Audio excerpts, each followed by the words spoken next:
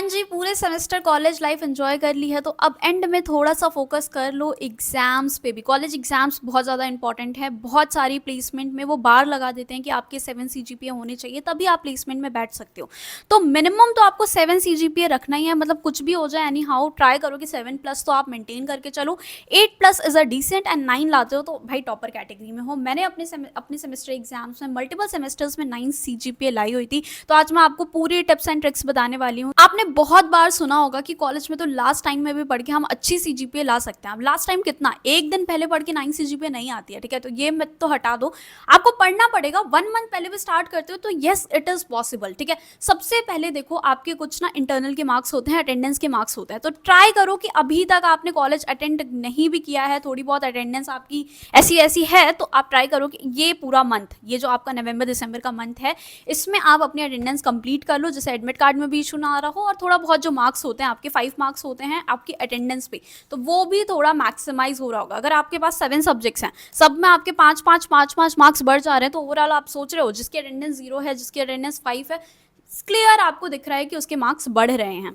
दूसरा होता है CA के मार्क्स, आपके इंटरनल असेसमेंट IA के मार्क्स होते हैं। अब यहाँ पे देखो, टीचर्स ना मल्टीपल आपसे असाइनमेंट लेता है, हमारे बहुत सारे PPT होते हैं कॉलेज में, ठीक है। पावर पॉइंट प्रेजेंटेशन देनी होती है, टेस्ट देना होता है, प्रैक्टिकल का अलग होता है, थ्योरी का अलग होता है। तो वो सेम चीज़ें प्रैक्टिकल में भी होती हैं, सेम चीज़ें आपके थ्योरी एग्जाम के लिए भी होती हैं। तो यहाँ पे ना हर चीज़ पे मार्क्स होते हैं। असाइनमेंट बनाओगे 10 मार्क्स, PPT प्रेजेंटेशन दोगे 10 मार्क्स, इंटरनल के 10 मार्क्स, तो वो सारा का एक वेटेज होता है। आपको यही ट्राई करना है कि जो इंटरनल के मार्क्स हैं, बाकी असाइनमेंट्स के मार्क्स हैं, आप अच्छे से कर रहे हो। सिर्फ ऐसे ही नहीं कि ठीक है चलो इसके तो मार्क्स नहीं, इतना वेटेज नहीं है, तो ऐसा नहीं होता है, इसका भी वेटेज होता है।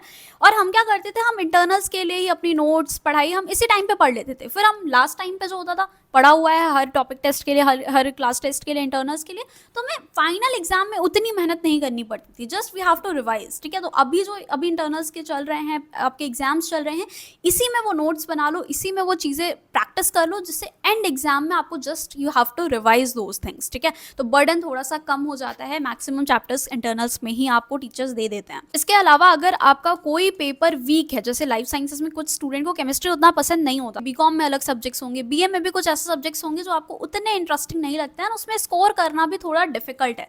तो उस केस में आप क्या कर सकते हो, सेक एंड वैक पे फोकस करो। सेक एंड वैक आपके CGPA इंक्रीज करने में बहुत अच्छा काम करता है। मेरे सारे ही सेक में ऑलमोस्ट 9 to 10 CGPA थी, तो आप इजीली इसमें स्कोर बढ़ा सकते हो, क्योंकि इतने डिफिकल्ट सब्जेक्ट्स नहीं हैं। तो सेक एंड वैक इग्नोर नहीं करना है, CGPA बढ़ाने में अच्छा काम कर सकते हैं।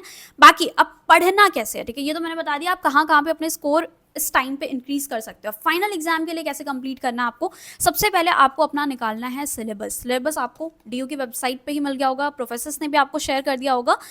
कॉलेज में कैसे पढ़ना होता है, देखो अब आपके पास कंप्लीट रिसोर्सेज कहीं नहीं मिलते हैं। आपने कोई यूनिट देखी, इस यूनिट में आपके पास जितने भी टॉपिक्स हैं उसको यूट्यूब से निकालो, ठीक है। YouTube is the best platform जो आपको यूज़ करना है अपने कॉलेज के टाइम पे, क्योंकि कभी कभी प्रोफेसर का उतना समझ में नहीं आता है। कुछ प्रोफेसर अच्छे मिल जाते हैं, कुछ हो सकता है कि आपको उतना अच्छा उनसे नहीं समझ में आ रहा है। सो यूट्यूब पे सारे लेक्चर्स नहीं मिलेंगे आपको एक साथ में, आपको टॉपिक वाइज ही लेक्चर्स मिलेंगे, चैप्टर वाइज इतने नहीं अवेलेबल हैं, ठीक है। तो आपको निकालना है, टॉपिक सर्च करना है यूट्यूब पे, उस टॉपिक के आपके पास 10 वीडियो आएगी, जिसपे सबसे ज़्यादा व्यूज़ है वो भी वीडियो देखो, 1-2 वीडियो देखो, तभी जाके कहीं ना कहीं क्लियर हो रहा होगा। एंड उसमें ही आप छोटे छोटे शॉर्ट नोट्स बना लो कि इसमें क्या क्या पॉइंट्स है कॉन्सेप्ट समझने के लिए।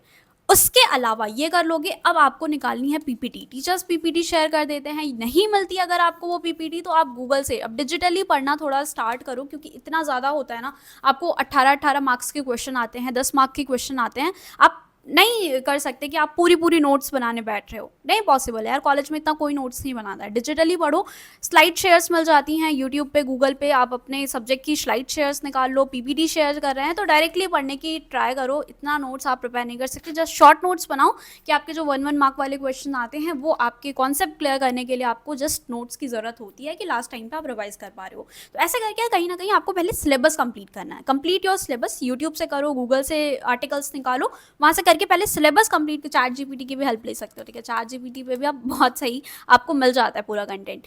तो वो करने के बाद एक बार once you are done with your concepts कि अच्छा ये चीज़ें हैं, अब आपको प्रैक्टिस करने के लिए सबसे अच्छा सोर्स है PYQ, and trust me direct questions आते हैं पीवाईक्यू से। आपके 70% पेपर आपको लगेगा कि अरे यार ये क्वेश्चन तो पीवाईक्यू में आया था, जस्ट थोड़ी बहुत वैल्यूज चेंज कर दिया, अगर कोई न्यूमेरिकल क्वेश्चन है या फिर अगर थेरेटिकल क्वेश्चन है तो आपको लगेगा कि अच्छा ये वाला पार्ट तो पहले भी पूछा हुआ है किसी ना किसी। तो आपको ट्राई करना है कि 5 ईयर मिनिमम 5 ईयर्स का पीवाईक्यू बिल्कुल करके जाना है, ठीक है। उसके भले ही नोट्स प्रिपेयर करके जाओ या फिर पीवाईक्यू की बुक भी आती है, ठीक है। अगर आप कॉलेज के आसपास में कोई स्टेशनरी शॉप है तो वहाँ से पता कर सकते हो। पटेल चेस में भी मिल जाता है दिल्ली यूनिवर्सिटी की आपकी पीवाईक्यू की बुक, हर यूनिवर्सिटी आपको मिल जाती है, ठीक है। आप गूगल पे भी डालोगे, बहुत सारी वेबसाइट्स हैं। अगर आपको रिसोर्सेज चाहिए होंगे, ठीक है, पीपीटी बुक्स एंड एवरीथिंग, तो आप कमेंट कर देना अपना कोर्स में होपफुली कि मैं नेक्स्ट वीडियो उसी पे ले आ रही हूँ। आप जब पीवाईक्यू देखोगे ना, थोड़ा एनालाइज करोगे, तो आपको ये दिखेगा कि वहाँ पे जो आपका सिलेबस है उसके सारे इंपॉर्टेंट टॉपिक्स किसी ना किसी ईयर में पूछे गए हैं।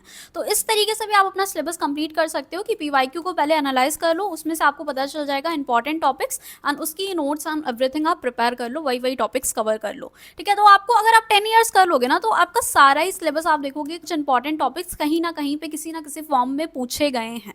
सो पीवाईक्यू से आपको आइडिया लग जाता है which topic is important, and YouTube से सिलेबस कंप्लीट करो एंड पीवाईक्यू से क्वेश्चन उठाओ उसके, एंड सारे प्रैक्टिस कर जाओ। एंड कॉमर्स के लिए आती है शिवदास आपकी, इसमें सोल्यूशन भी मिल जाता है। अमर करके आती है, ये इसमें पीवाईक्यू एंड सोल्यूशन दोनों होते हैं। तो ये आप देख सकते हो, दिल्ली यूनिवर्सिटी का है ये। बाकी यूनिवर्सिटी अपने आसपास पता करना, तुम्हें भी जरूर मिल जाएगा पीवाईक्यू पास्ट ईयर क्वेश्चन, और उसके सोल्यूशन आप खुद से भी ढूंढ सकते हो गूगल करके, पीपीटी से आंसर प्रिपेयर करके जाओ, ठीक है। तो ये मेजर था कि आपने कंप्लीट कर लिया, समझ में भी आ गया चीज़ें। इसके अलावा प्रैक्टिकल्स के लिए अगर आपको वीडियो चाहिए होगी तो मैं डिफरेंट वीडियो बना दूंगी। साइंस स्टूडेंट के लिए स्पेसिफिकली प्रैक्टिकल्स का एक अच्छा वेटेज होता है, उसमें भी आपको सेपरेटली पास होना इंपॉर्टेंट है, ठीक है। बाकी कमेंट कर देना अपना कोर्स, एंड यूट्यूब चैनल भी मैं बता दूंगा कौन से अच्छे चैनल्स हैं, एंड रिसोर्सेज कौन कौन से हैं, कहाँ से पढ़ना है, वो नेक्स्ट वीडियो में मैं ले आ रही होंगी। अभी के लिए इतना करो, प्रिपेयर करो, सिलेबस कंप्लीशन पे ध्यान दो, and all the best. Hopefully कि एक अच्छा सीजीपीए तुम ले आ रहे हो, कॉलेज की मस्ती के साथ सीजीपीए भी मेंटेन करके चलो, ठीक है। Bye bye, see you in the next video.